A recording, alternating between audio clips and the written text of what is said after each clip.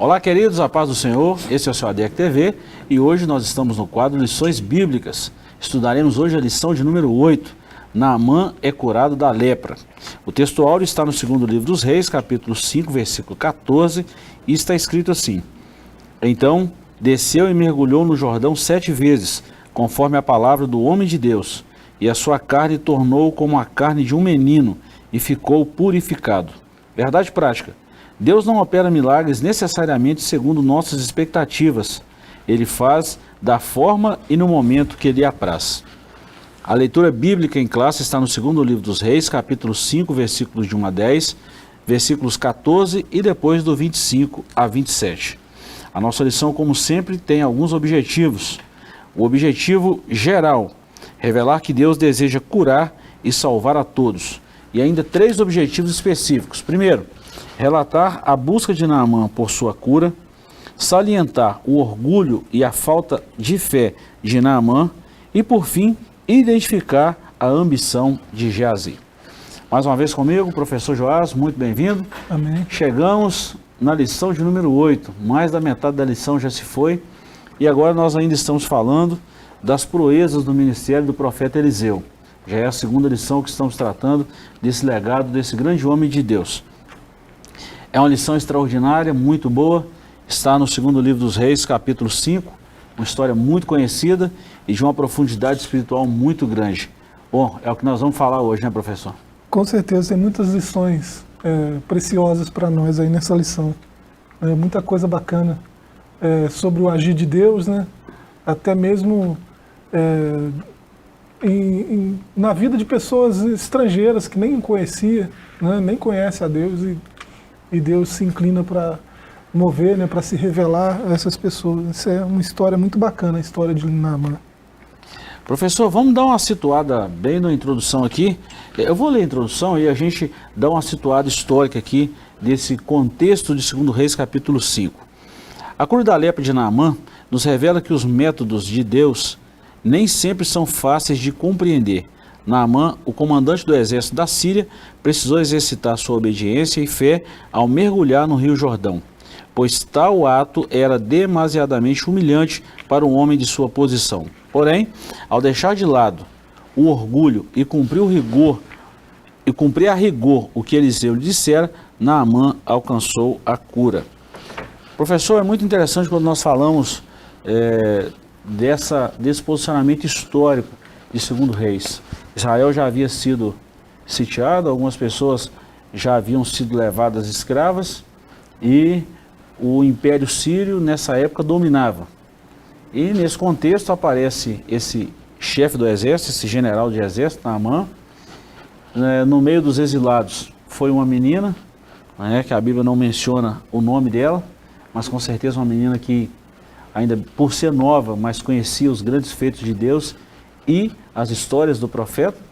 Então, o contexto de 2 Reis 5 é exatamente isso. Um contexto histórico, de uma profundidade, de uma riqueza espiritual muito grande, e nós vamos aprender muita coisa aí com essa extraordinária história de 2 Reis 5. É interessante a figura, né, de uma escrava, né? Ela está vivendo um tempo assim pesado, né? Ser levado para outra terra e sobre condições de escravidão ainda, e ainda se deixa usar por Deus, né, para apresentar o Deus verdadeiro para os seus senhores. Isso aí é top, bacana demais, né, de se ver. Deixar Deus usar independente da situação, né, ser arauto, ser profeta, profetiza no caso, né, mensageira, missionária, tem vários nomes, pregadora, mesmo em condições assim tão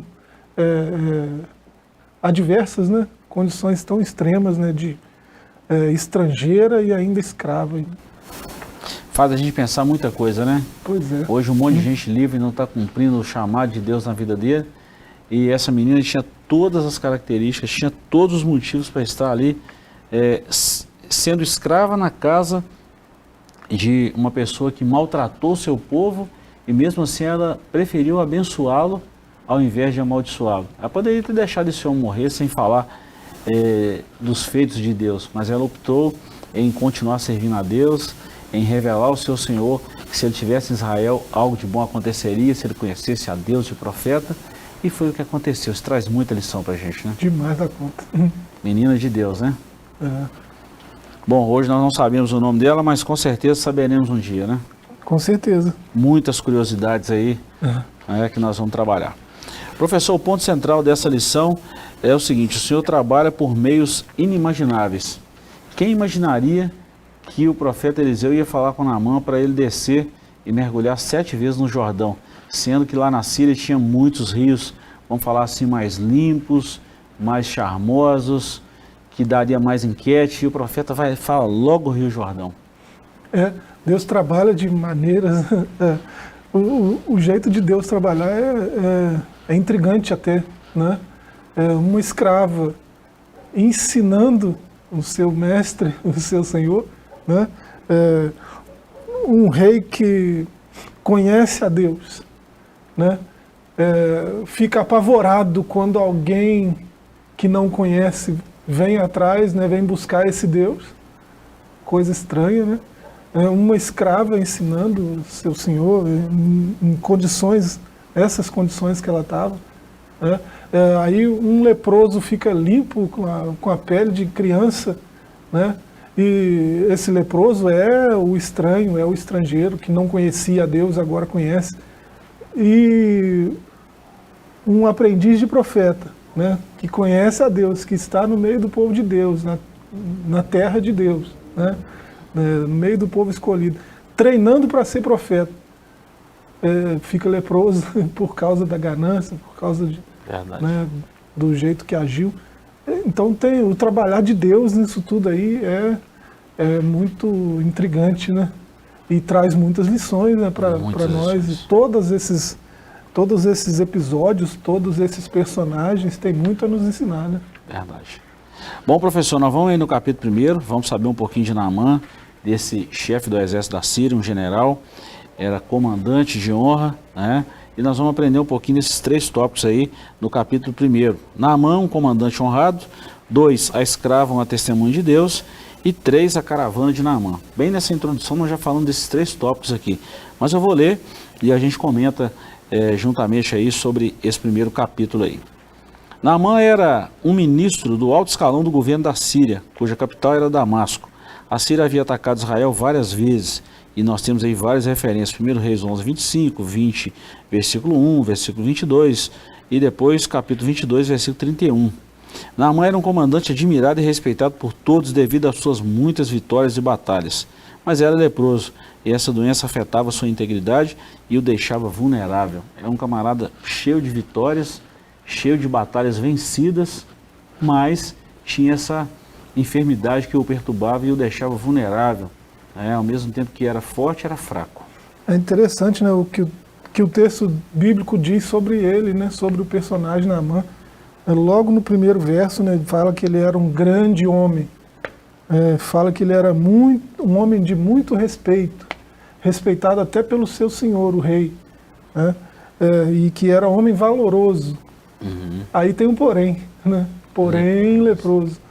Então, e o nome, né, o nome Naamã não é estranho a essa altura do texto bíblico, né? Lá em Gênesis 46, Números 26, né, já fala filhos de Belá, né, da tribo de Benjamim, que entraram no Egito com a família de Jacó, né? Então, é um nome que cabe bem a figura, do jeito que a figura é apresentada aqui, alguém de honra, de respeito, né? Um homem valoroso, alguém de valor, e o nome significa amável, benevolente, né? A raiz do nome vem dessa etimologia, né, de amabilidade, benevolência. Então, é uma figura que é muito intrigante, né? Uma figura de respeito, de honra e de valor. E tem esse nome que é significativo, né? Verdade. Muito bacana. Quando a gente fala dessas campanhas que eram executadas aqui nessa época de reis, crônicas, nessa época aí do período dos monarcas, esses homens de destaque, eles não chegavam a esse posto à toa.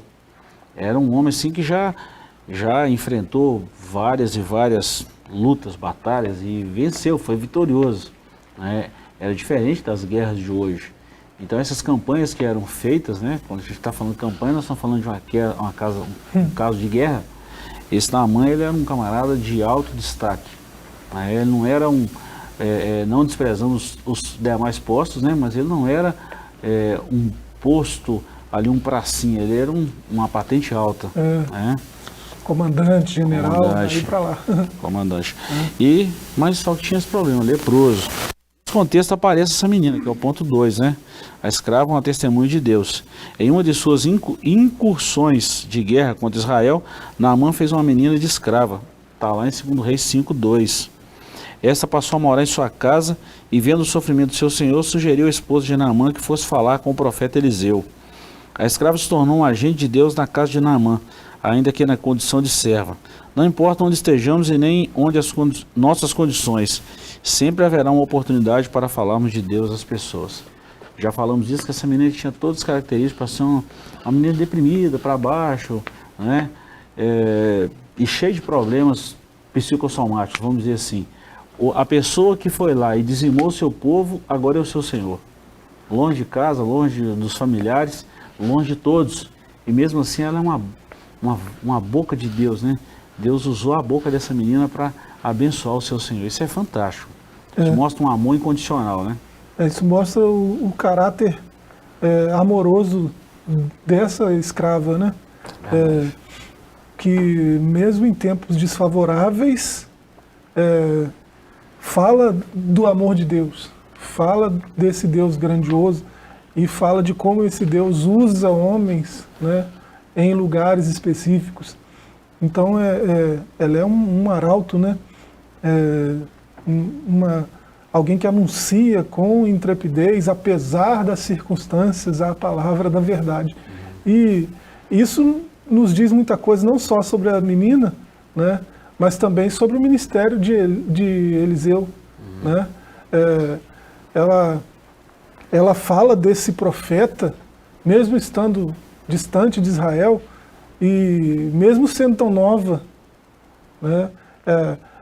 O profeta, ele não tem Insta, não tem Face, mas ele é conhecido em todo Israel. Olha só o alcance do ministério dele, né?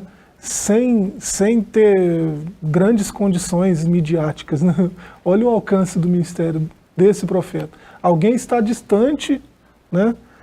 Servindo como escravo a pessoas estranhas ao povo de Israel, até inimigos históricos, mas fala desse Deus de Israel e desse profeta que ele tem lá, né? Então, essa história aí não é só sobre a menina, né? É sobre o Deus de Israel e sobre os homens que ele usa, né?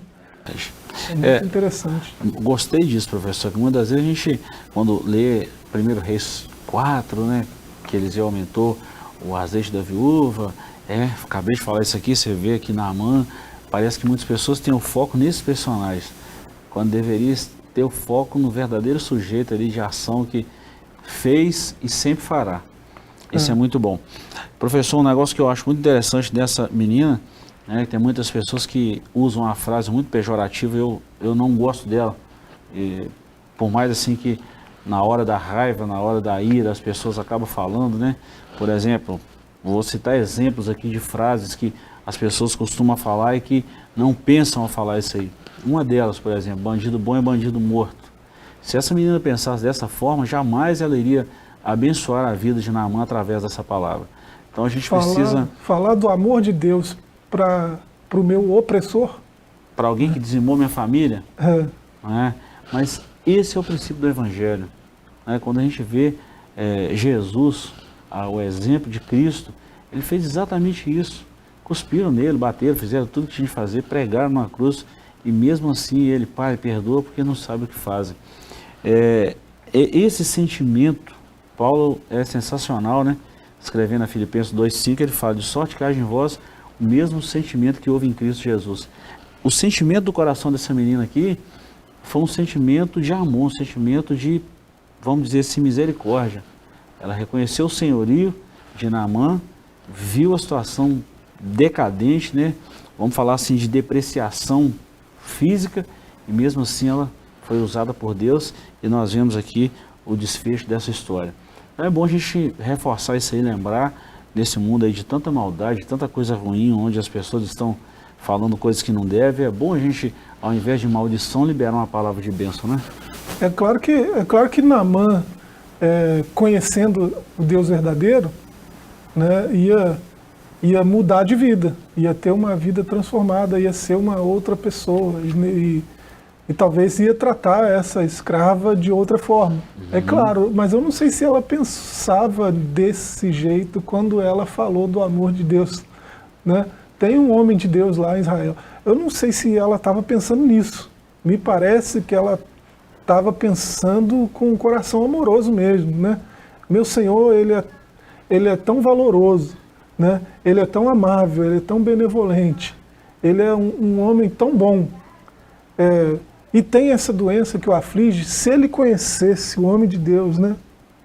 Como Deus usa aquele homem lá em Israel, né? Ela estava pensando no bem do Senhor, né? No bem daquele que a tem como escravo. Eu não sei se ela estava pensando assim com essa malícia toda de que Deus transformando ele, eu vou me dar bem. Não, eu não sei se... É lógico que isso aconteceu, mas eu não sei se ela pensava dessa forma. Eu acho que não. Você me fez pensar uma coisa, professor, por isso que é bom esse diálogo. Quem sabe Naamã não tratava essa menina de forma diferente? A própria senhora, a esposa de Naamã, quem sabe ela não tratava essa menina de forma diferente? Né? Tratava ela, e por isso veio a bênção de Deus na vida dele. O texto diz que ele é um homem valoroso, né? Quem tem valores não se porta de qualquer forma, de qualquer maneira, né? Diz que ele é um bom homem.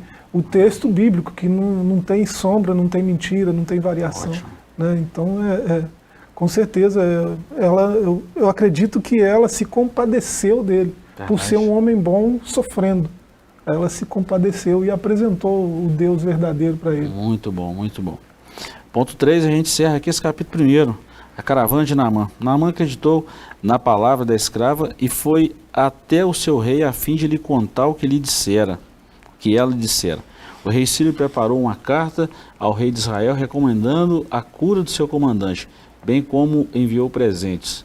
O rei de Israel, ao saber que se tratava da visita de Naamã, ficou atemorizado e rasgou suas vestes, pois acreditava ser essa visita um pretexto do rei Sírio para atacá-lo. A gente vê a resposta do rei, né? Por acaso sou eu Deus? Eu estou no lugar de Deus para curar? Você está procurando uma ocasião contra mim e contra o meu povo. Ao passo que escutou, né? Ao passo que o profeta ficou sabendo lá, rei, manda ele vir até a minha casa. E ele vai saber que há um Deus em Israel. E antes do Naamã chegar lá, vai lá e fala com ele para se banhar 7 vezes. Nem precisou de receber ele, de fazer aquela comitiva, aquela recepção, não precisou nada disso não. Os poderosos têm umas manias, né? Gente poderosa tem formas de agir bem peculiares. No caso aqui, a gente vê uma diplomacia, né? Que há entre os poderosos, e isso sempre foi assim, mas é estranho, é uma diplomacia estranha, a mensagem da menina, né? A menina deu o endereço e deu o nome do profeta, né? Tá lá em Samaria, profeta de Deus, né? Ela deu o endereço e tudo, e eles não vão lá, eles vão no palácio, vão falar com o rei. Se tivesse ido direto em Eliseu, né, a história seria diferente. Tinha encurtado o caminho. Encurtava, ia ser mais rápido a cura, né? Mas acabou indo lá e... Então, você vê que, às vezes, a mensagem não é tudo, né? A mensagem da menina foi muito clara. Foi. Deu o nome e endereço. Mas o modo como a mensagem foi recebida né, levou a um atraso, digamos assim, né? Porque poderia ter sido mais rápido o agir de Deus, a cura, né? É claro que a gente percebe o agir de Deus até aí, né? Isso revela o caráter do rei, né? Como o rei desconhece o agir de Deus, né? Isso revela um monte de coisas, né, que a gente não tem nem tempo de explanar. Mas entre o que a menina falou e o que eles fizeram, tem uma distância enorme, né? Verdade. Se eles acatam a mensagem como receberam, né, Naamã e sua esposa, eles teriam encurtado o caminho e a coisa teria sido bem diferente. Essa diplomacia tem hora que dificulta alguma coisa, pode até atrapalhar o agir de Deus, né? Sim. Mas graças a Deus que, acredito que tudo tem um propósito nisso aqui também, que o rei precisava ouvir tudo isso aí de Deus, né? E essa visita de Naamã foi muito pontual. Eu acredito que toda diplomacia é boa e necessária. Diplomacia. Mas aqui houve uma mistura de diplomacia com burocracia. Levou carta, presente, né? Diplomacia com burocracia. Aí o negócio já fica ruim, né? Fica estranho. Eu acho que nós podemos falar até de algumas misturas. Vamos deixar para o próximo bloco que a gente fala dessas misturas que atrapalham a ação de Deus. Nós vamos para um breve intervalo e voltamos já já. Não saia daí, que daqui a pouquinho iremos comentar o segundo bloco dessa lição maravilhosa.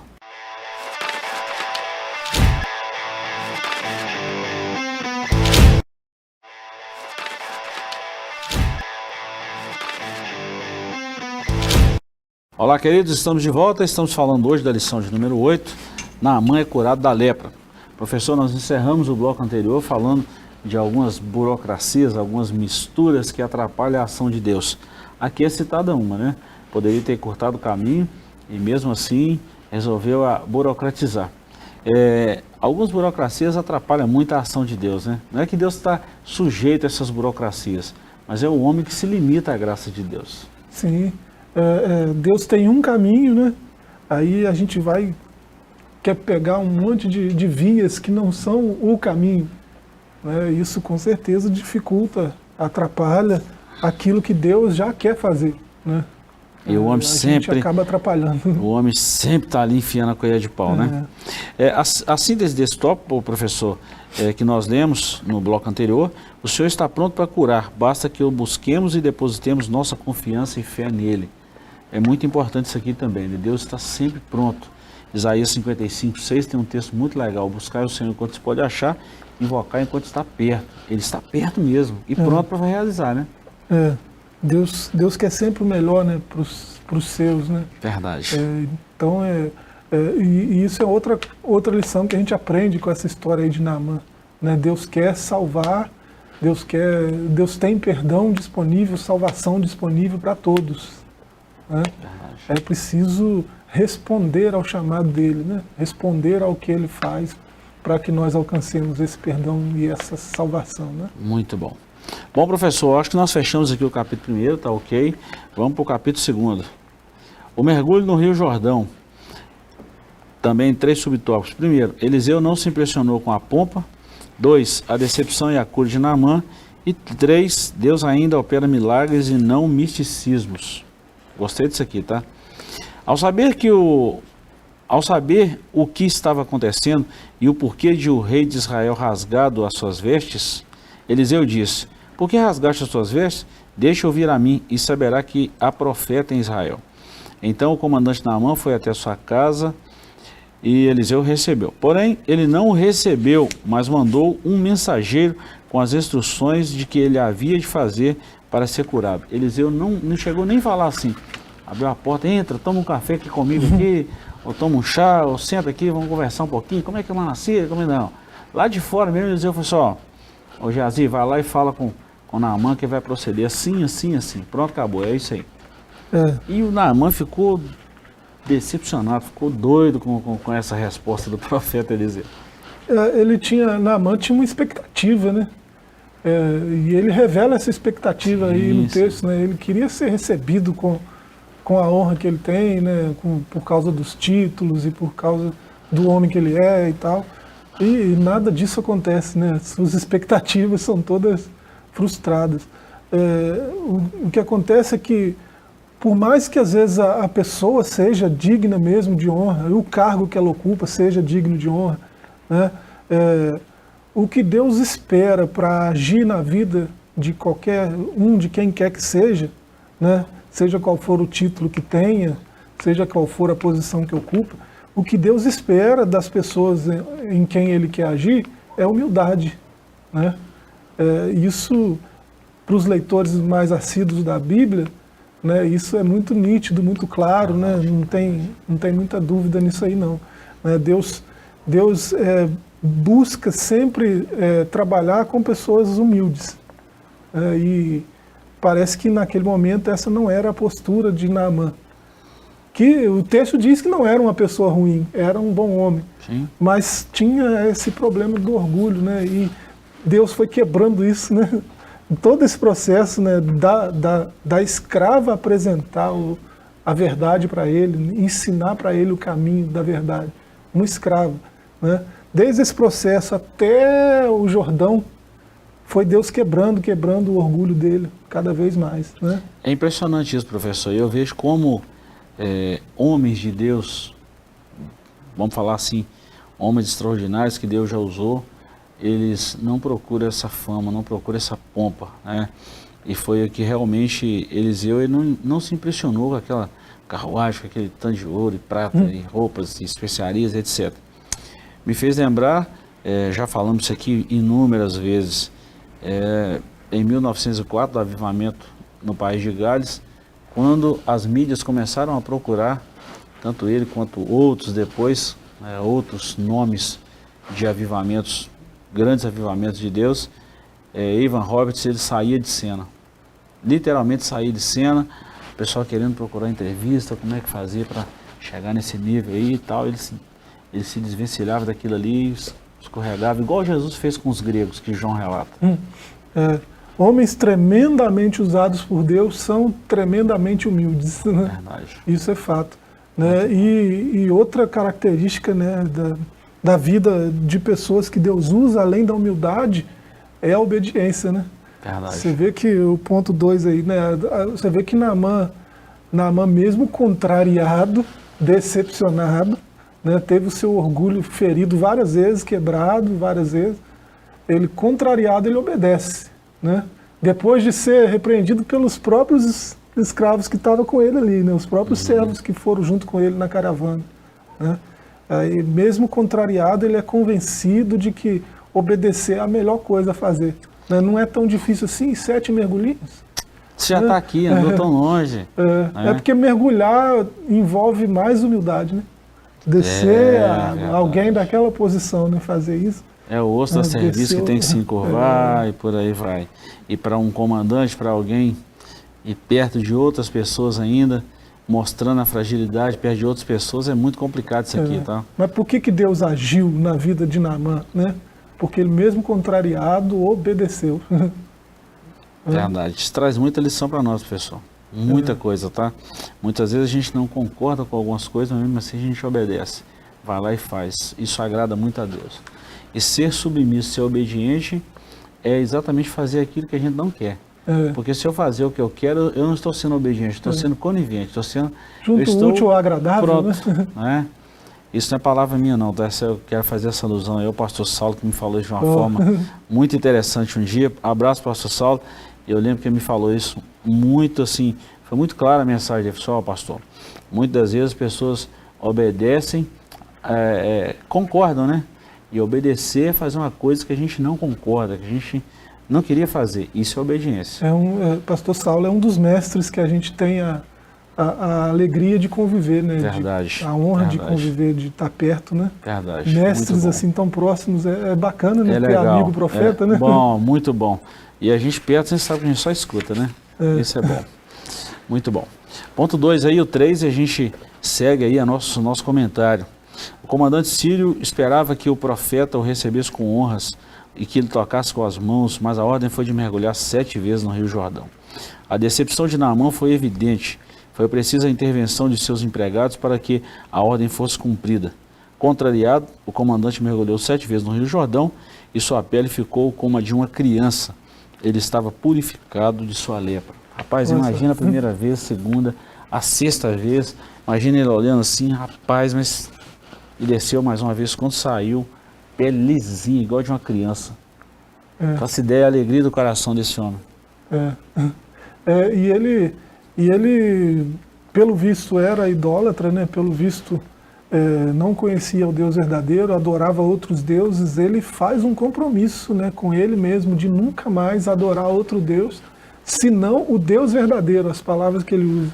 Esse é o Deus verdadeiro, curar de lepra, né, quebrar um homem orgulhoso, né, torná-lo humilde e obediente, e curar da lepra. É só o Deus verdadeiro que faz um negócio desse. Era uma coisa surreal para os dias dele, né? E Então, continua sendo, né, professor? Deus trabalhou na vida de Naamã, usando a sua dificuldade para fazer isso. Às vezes Deus faz isso, né? Às vezes Deus se revela a alguém justo no meio da sua maior dificuldade, né? Onde Deus quer se revelar. Né? E Ele fará isso se houver humildade, né? Se houver obediência. Né? Muito bom. E Deus é extraordinário, então essas coisas se servem de uma... Isso bate tanto na gente com relação a essas questões assim que a gente precisa, é o que Tiago falou, né? Submetei-vos debaixo da potente mão de Deus e ao seu certo tempo Ele vos exaltará. Eu lembro da frase de Lucy Montgomery, né? A frase sai da boca de uma personagem dela, né? N com um E. Às vezes a vida esconde dádivas nos lugares mais obscuros. Muito bom. Essa frase cabe muito bem aqui, né? Deus às vezes esconde mesmo presentes nos lugares, nos momentos de maior dificuldade, né, da pessoa que às vezes nem o conhece como deveria. Né? Verdade. E essa dificuldade pode ser a porta de entrada para a revelação de Deus, né, para Deus mostrar sua glória, né, e sua vontade. Então Deus sabe trabalhar, né? Deus sabe, a gente não sabe, né, professor? Verdade. E nós estamos falando essa frase já tem alguns dias, né? Já tem alguns dias. Coisa boa. Ponto 3, Deus ainda opera milagres e não misticismos. O número 7 que Eliseu usou representa a perfeição de Deus na simbologia hebraica. Entretanto, o episódio de 2 Reis 5 é o único que relata o uso desse número pelo profeta. Tal fato não nos dá o direito de usar uma forma de numerologia em nossos cultos ou campanhas intermináveis. Podemos e devemos invocar as bênçãos de Deus, pois esperamos o seu agir milagroso. Onde ele age, não é preciso numerologia ou superstição, pois o poder de Deus está acima de tudo. Professor, eu gosto dessas questões assim também. Muita gente pode achar que é misticismo e tal, mas isso, vamos falar, instiga a fé das pessoas. No caso de Naamã não foi isso. Número 7, na linguagem de numerologia bíblica e até mesmo já a cultura hebraica, fazia parte ou faz parte da perfeição de Deus. Em 6 dias Deus criou o mundo, no 7º descansou. E a gente vê o número 7 presente em tantas coisas na vida. 7 são as cores do arco da aliança, 7 são os acordes musicais. E nós vamos ver um monte de coisa aí. 7 foi o nome do 7º homem, depois de Adão, que veio de uma linhagem perfeita, filhos de Deus. E nós vamos ver um monte de coisa aí que envolve isso aí. Não necessariamente nesse caso foi um caso de misticismo. Foi uma coisa que Eliseu aplicou exatamente pela fé e despertou a fé em Naamã também. Por que não podia ser 6 ou 5 ou 4? Aí, está falando de uma perfeição. Tem um fator histórico, bíblico e espiritual nisso aqui. Às vezes Deus, na sua revelação, né, ele usa algumas mensagens escondidas. Né? Há quem acredite nisso, há quem não acredite. Né? A gente respeita qualquer forma de pensar nesse sentido. Mas é fato que esse número e outros números, né? O número 3, o número 4, o número 6, o número 10, o número 12, aparecem demais na Escritura, e sempre que você pega esses números, eles estão relacionados a algum modo do agir de Deus, né? Que segue aquela linha. Né? Mas nesse caso aí, quis revelar a perfeição de Deus, tem uma mensagem escondida aí, né, de perfeição, de como Deus é perfeito. Sim, mas Deus curou por causa do 7? Não, né, esse é o ponto. Né? Verdade. Não foi por causa da numerologia que Deus curou Naamã, né? Foi por causa, a gente já falou, por causa da humildade e da obediência dele a palavra que saiu da boca do profeta, né? Portanto, palavra de Deus, né? Verdade.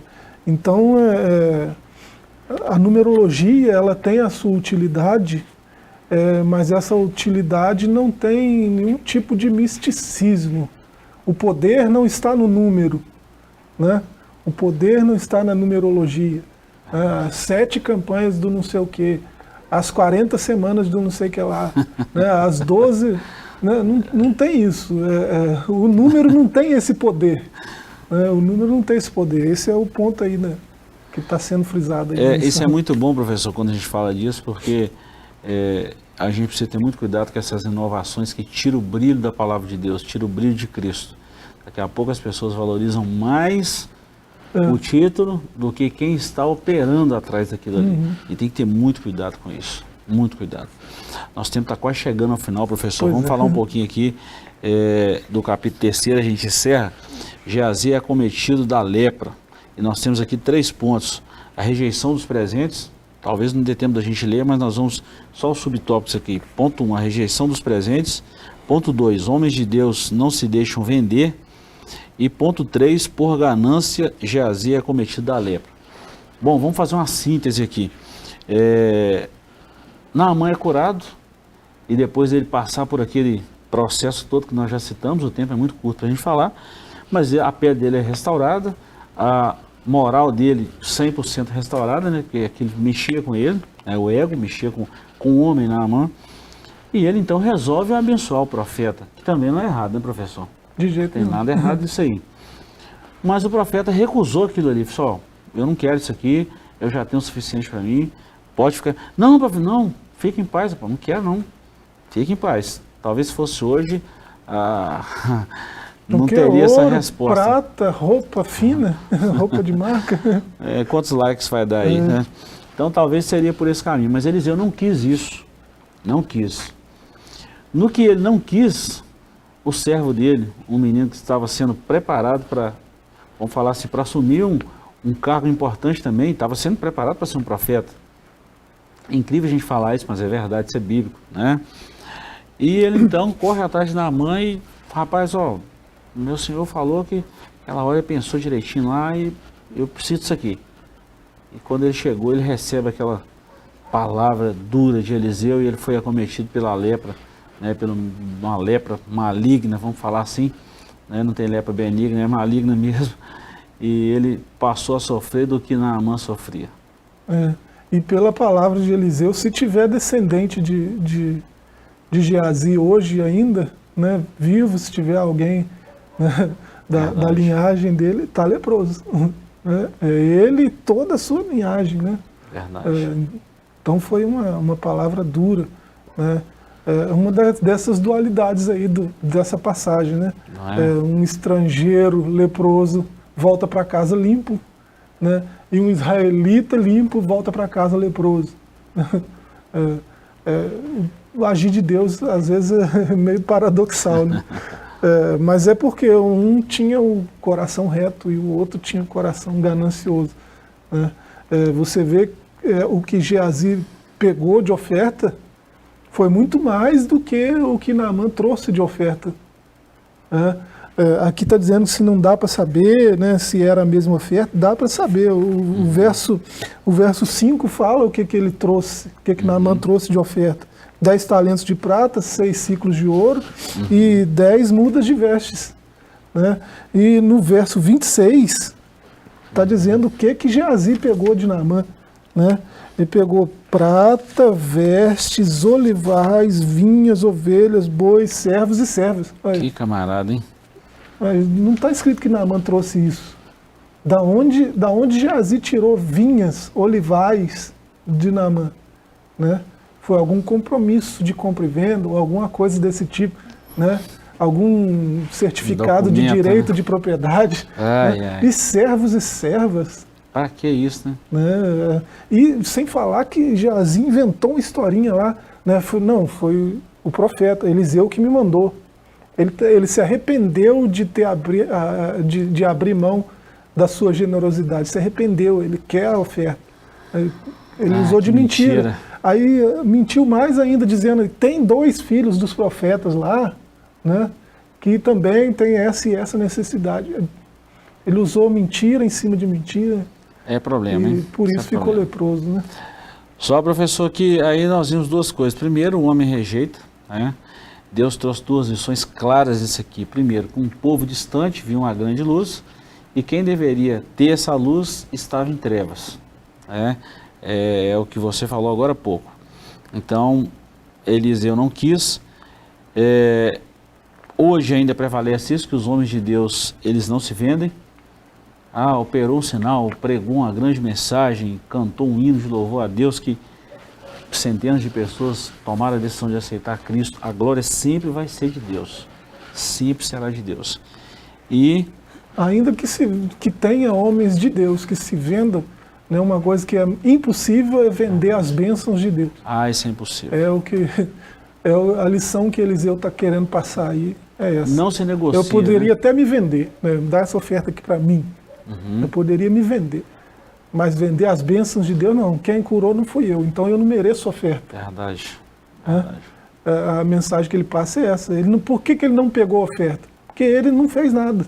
Verdade. Ele só liberou a palavra, ele não fez nada. O que ele fez para merecer a oferta? Foi só, vamos falar assim, um intermediário ali, um canal que Deus usou para abençoar. Naamã nem viu a cor dos olhos dele. Nem sabia. Então, né? Muito bom. Bom, professor, e a ganância trouxe um prejuízo grande para Geazi. Essa mensagem se aplica hoje também, né? Muito cuidado com a ganância, nesse mundo capitalista que nós vivemos aí. Tem que ter muito cuidado com isso, né? É um perigo, né? Muito perigoso. Mas está aí a mensagem, está aí a lição, e nós ficamos por aqui. Nós queremos te agradecer muito pelo carinho de sempre, louvamos a Deus pela sua vida, e voltaremos na próxima semana, se o Senhor nos permitir. Até lá, e um forte abraço.